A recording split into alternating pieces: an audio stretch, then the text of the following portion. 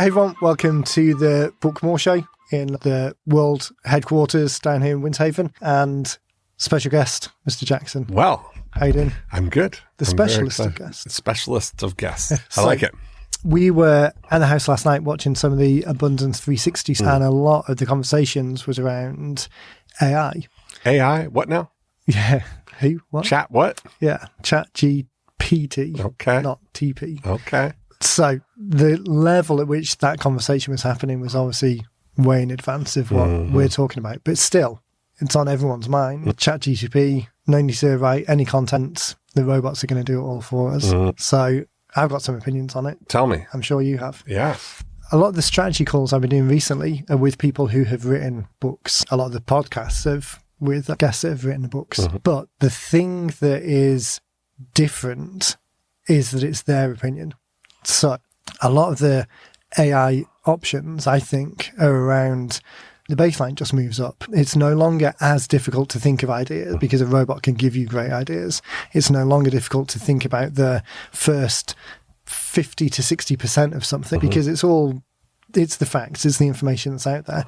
But I think the real opportunity for people is it almost goes back to a brand conversation. It's the opportunity to establish their opinion, why their take on it is different. And the robots, the AI, can help support that and even create some of the downstream material or add to some of the downstream material. I think the real difference, the real opportunity that people have got is to establish their perspective. Our perspective on writing books, very specific, very different from other people. I don't think anyone would mistake our view compared with other people's. The AI can help support some of that message, but still establishing that fact. And the second point is just the fact that other people aren't going to think that way. They are going to be looking for the low-hanging fruit, the easy option of just pressing a button and churning some stuff out. I think everybody thinks this magical thing, that this ChatGPT is going to just write this book for me and everything is magical, But it actually, if we look at the landscape of what we do at 90-Minute Books, in the effort of creating a book, it's created in a way to be the most effortless way to create a book. It's actually less work to create a book using our AI process, actual intelligence, real people doing the establishing what the outline is. That's got to be a line in the sand for that as a phrase. Well, it's really, I think that's the difference though, right? Is that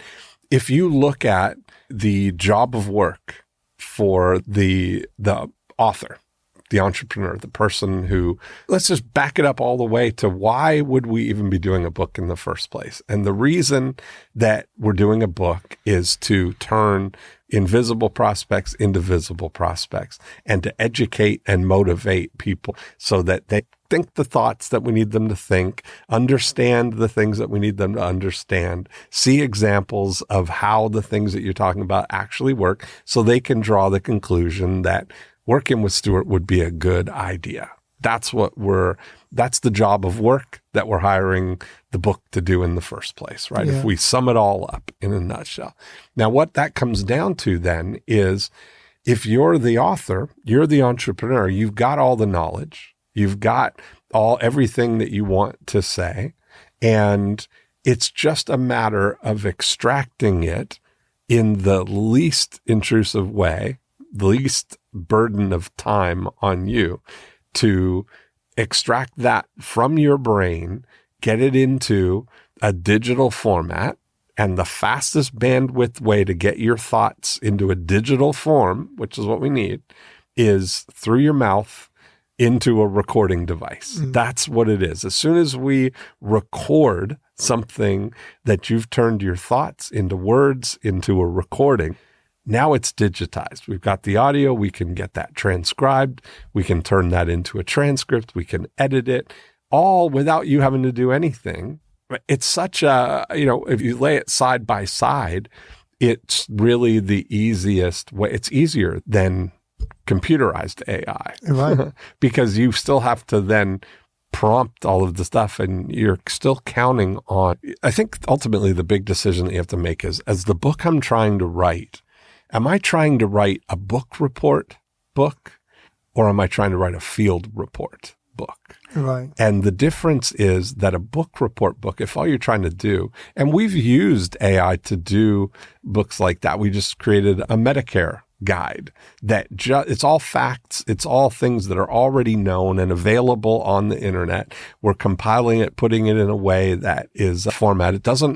We're not counting on any entrepreneur to give their, objective information. It's factual stuff, right? So there's many things that would fit for if it's, how-tos on a certain thing that's already known, tutorial type of things. You could get ChatGPT to write those kind of books, but I call them definitely book reports because it's just researching and compiling and formatting information that's already known and available.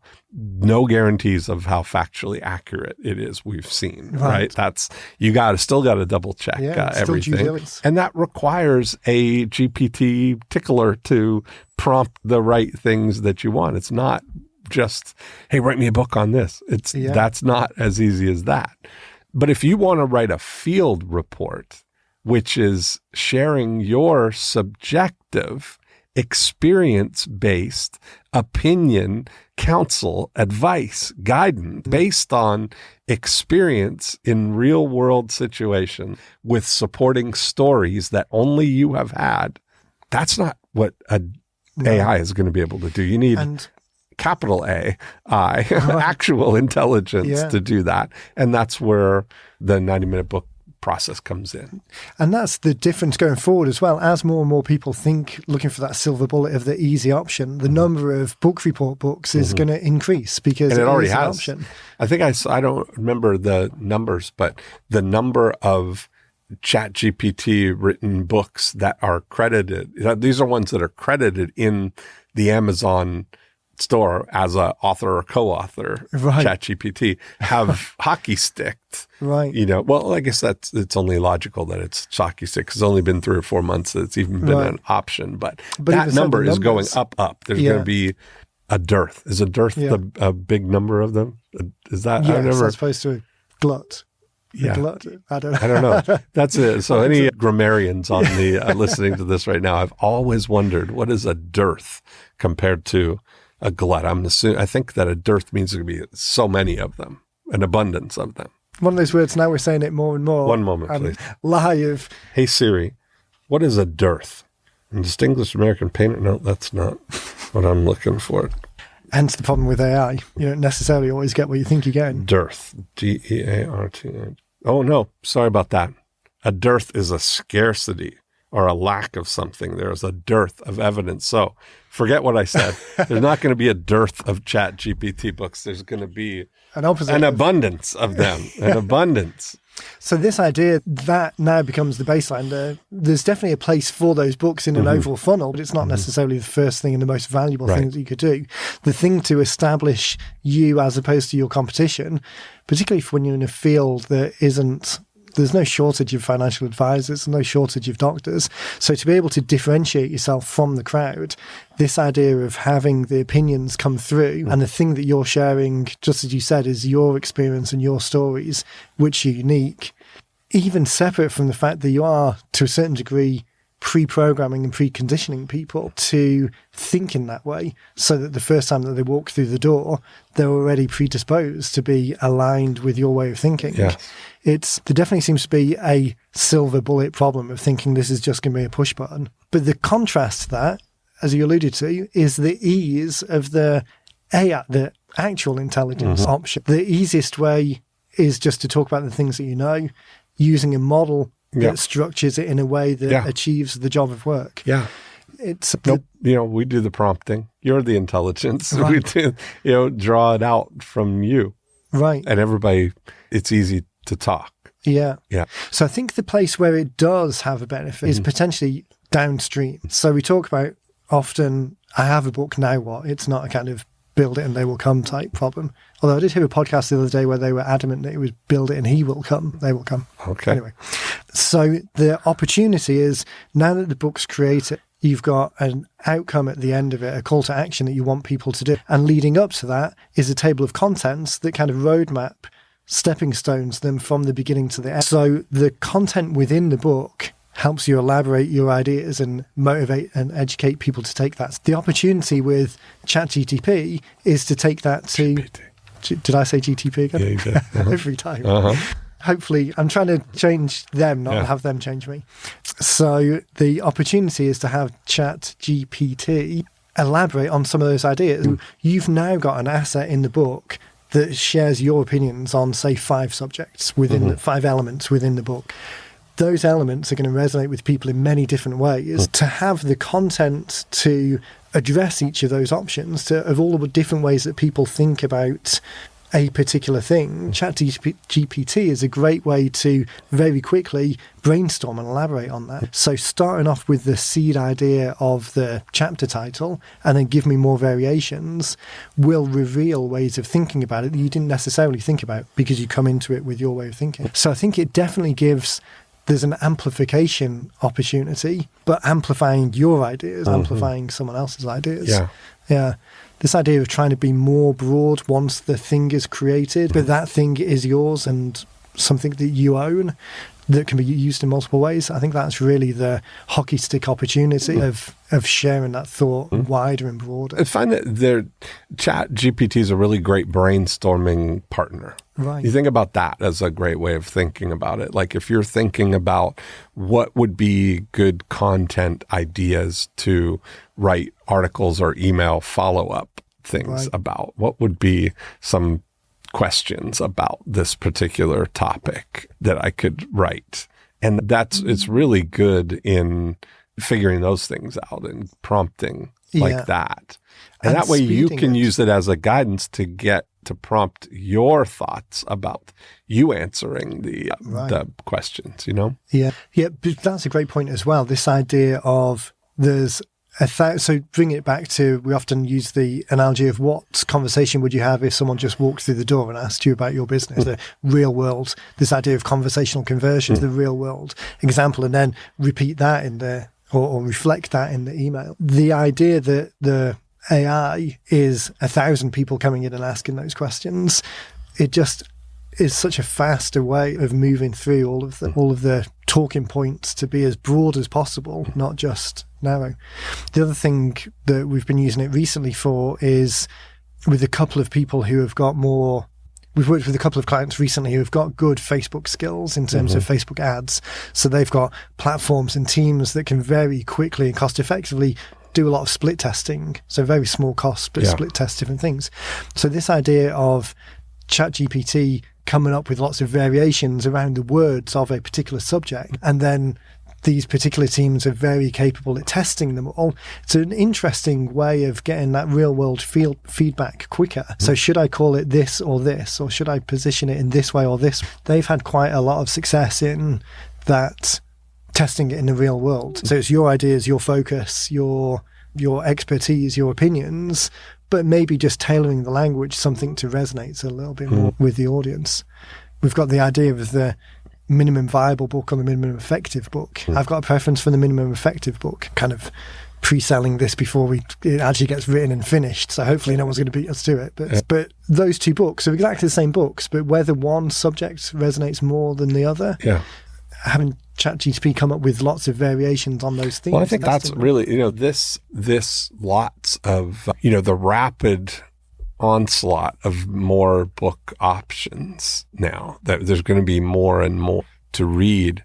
I think what's not increasing is our attention, right? Our ability to sit and consume those books. I've been doing a series of podcasts about books that I've read, or how the lessons I've learned over, 34 years of doing this here. And one of the things that I realized is that I had so much more time to read in the 90s, in the first half of doing that. And until the iPhone, where that's just such easy dopamine. Right. That short hits. Yes. And it's such there's a burden of time. Like you look at anybody's screen time on their phone, and you look and see like how many hours a day, sometimes mine gets into double digits. I mean, of screen time. And it's just like some of it is useful. Some of it is just going into, a TikTok, it's just so easy to get in and get 1 minute. It's never not satisfying, right? There's always a win. And always the potential of something funnier and better the next one. That's what I mean. And it's so easy to just consume it. Everything's going that way now. YouTube Shorts, Facebook Reels, Instagram, TikTok, they all look the same. You can't tell which stream you're in. They're all trying to, because that's the winning formula, has been just infinite scroll of stuff that the algorithm is pushing to you, right? So that versus the, manual nature of reading a book. Yeah. That's why I think these short books that take advantage of the shorter window, and it's a service to people to be able to condense and organize your thoughts into from concentrate. Get just the good stuff in the book, no fluff. Like everybody's bought books that you buy this 250-page book that could have easily been explained in 50 pages and would have been more useful and better. Right. And that's what I look at is let's just start with that.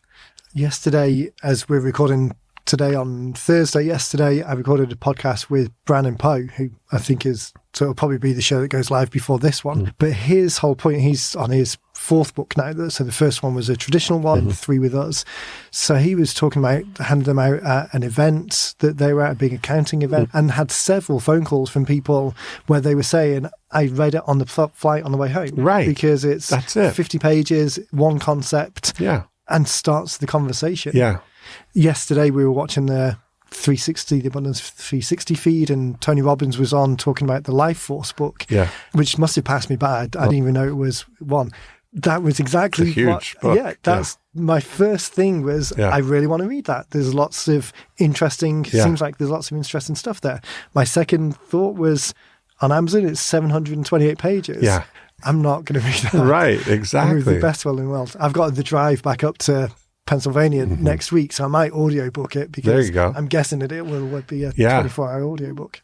But even that, I mean, these hours that things are shifting, and our attention spans need to get the payoff. And certainly, as long as if it's an entry into a who, not how type of relationship that your clients are craving from you. Yeah. That you're positioning as being a who for someone, not just showing people how. Yeah. That was valuable. I mean, it used to be valuable to learn and show people how to do stuff because that was the only way that they would really that was their option. Learn. That's what they were looking for. Looking for the how do I do that? Yeah. I often use the same with people that the book's not the product, the conversation's the product, and comparing it with traditional publishing where the book is the product. Publishers are interested in book sales and volumes and the money that comes back from it.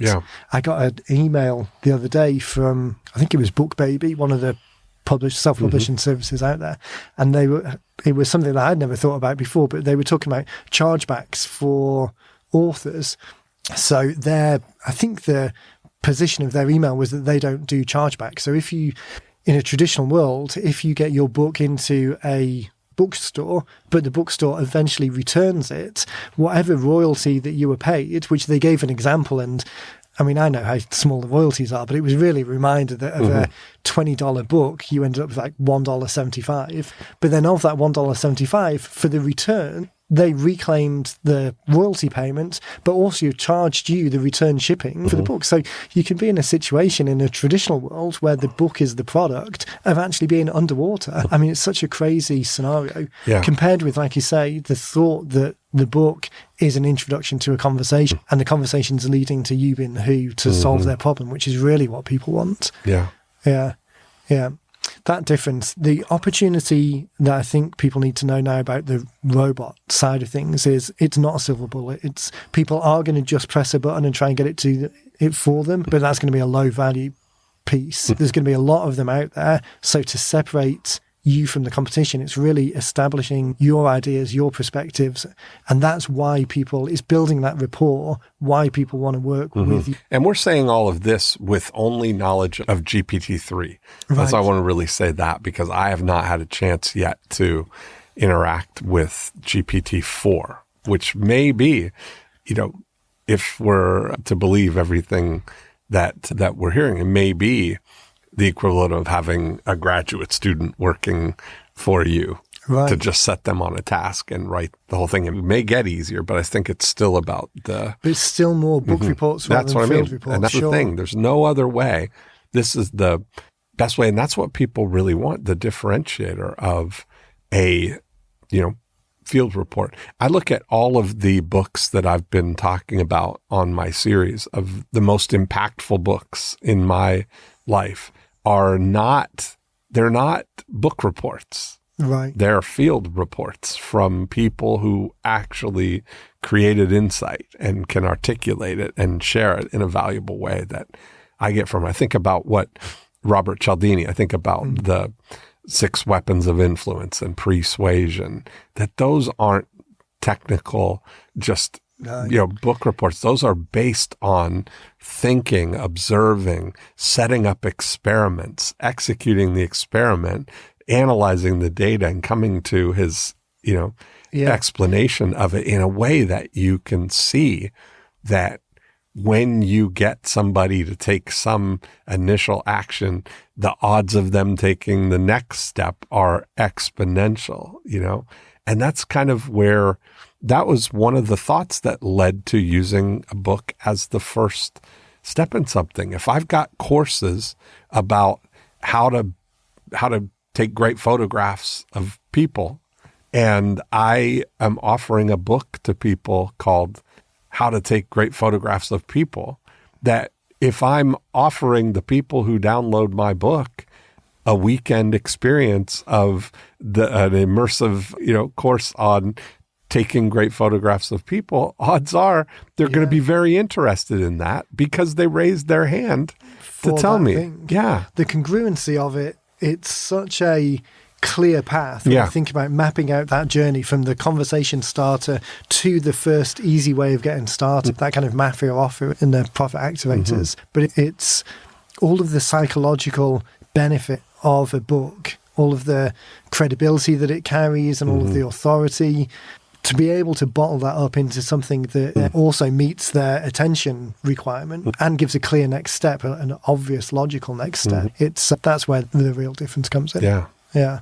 Super exciting. Fantastic. Well, we'll check back in as we bow down to our robot overlords and see how the world looks then. Let us, we can deploy actual intelligence for people still. Serving up actual intelligence since 2013. Since 2015. Yeah. Fantastic. All right. Well, Thanks as always. Everyone, thanks for watching. I'll link to Dean's series on the 10 most influential books in the show notes, so make sure you check out that. And we'll catch you in the next one. Awesome.